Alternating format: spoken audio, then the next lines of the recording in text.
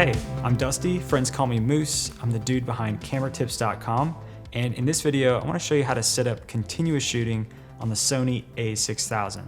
Now continuous shooting is another word for burst mode, where you hold down the shutter and take a burst of images in quick succession. So I want to go ahead and show you how to set this up. On the back of the camera, go ahead and locate this little icon here. It looks like a bunch of images stacked on top of each other. So we press the left-hand side of that control wheel. We'll enter into the drive mode menu.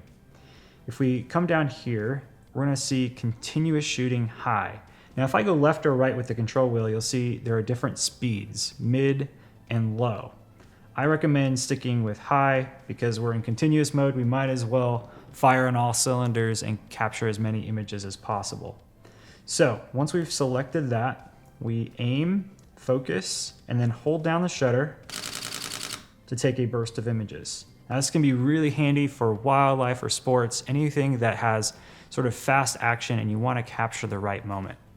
Now if you're still trying to figure out your camera, maybe you're unsure of which settings to use, I actually just created a set of really simple cheat sheets for the Sony a6000.